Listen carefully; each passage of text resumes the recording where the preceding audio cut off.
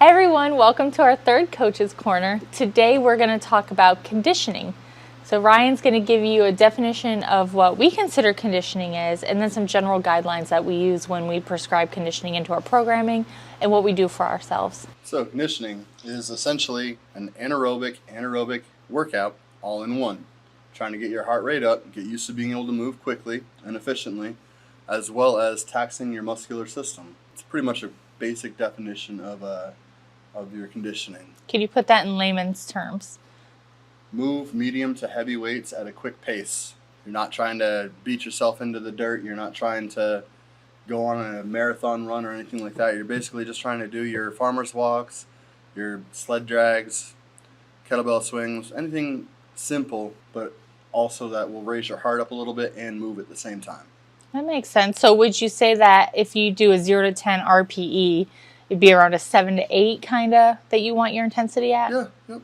And Okay. so on certain days, and other days I'd also want to put it down to like a 5 to a 6. Okay. Kind of adjust it a little bit, sometimes heavy, sometimes lighter.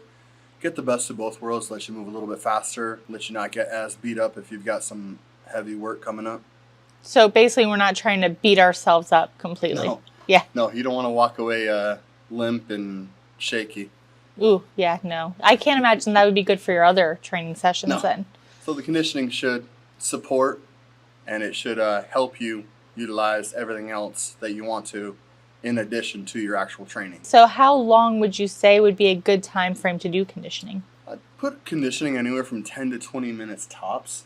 You don't want to go for too long because you don't want to be worn out and it's not actually a workout all on its own unless you're doing it on an off day. And then that's, again, meant to further your next day's work or the next week's work. But 10 to 15 minutes, keep your heart rate at a medium to lower to medium level, roughly like 130 beats a minute, I think. Something right around there is pretty much what's been suggested. Again, you don't want to overdo it, and then the next day you try to go and train and you're cramping and beat up and not moving like you should be. No, that definitely wouldn't feel good, especially if you have a long-term training plan that you have like a meet at the end of or something. You don't want to interfere with your regular training days, right? Yeah. Nope. So you want it to, essentially, the conditioning should complement your actual programming or your working out. Okay. Anything else that you think people need to know about conditioning? You're probably going to want to know how much conditioning should you do a day. Should you do conditioning every day, right? Conditioning is great to do at the end of your workout, or you can do it in between workouts, or you can do it as a secondary mini workout at the end of the day. If you're going to do it as a secondary mini workout, I would keep it to 10 to 15 minutes, definitely not going into your 20 or so minutes at the end of the day. If you're going to do it after your workout, give it 10 minutes.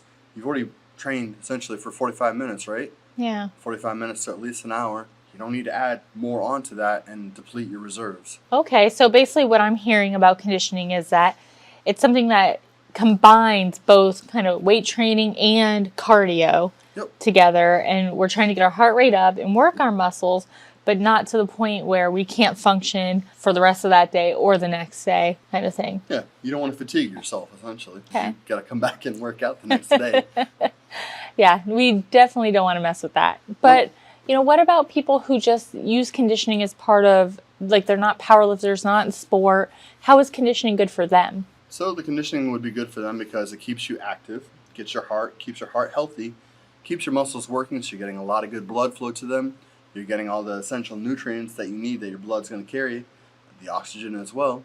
So everything kind of stays nice and fluid, and it doesn't get, for lack of a better term, it doesn't get stale. You don't it's the kind of use it or lose it type of mentality. If all you ever do is sit around all day, that's all you're going to get. But if you like to train, or if you don't like to train, but you do like to do your conditioning, it's a good way to keep your heart healthy and keep your muscles engaged so you have no muscle atrophy. Well, that makes sense. I think this sounds like it'd be a good time, too, at the end of conditioning to where you could do some stretching and things like that. Absolutely, yeah. So the stretching would help your mobility and your flexibility. You want to have a little bit of both of those at least within regards to the type of training or the type of competition you might do. Wow. Okay. So it sounds like conditioning is great for everybody. Yeah. Yep. All right. Do you have anything else on that? Happy Halloween. Basic Becky sends her love. We forgot to introduce our new assistant for today, Basic Becky with Ryan's Pumpkin Spice. drink. Can't go wrong. All right, guys. Well, thank you so much for joining. And hey, if you get a chance, please subscribe to our YouTube channel. Eventually, like I said before, we'll get to change our domain to where it actually makes sense and isn't just a bunch of letters.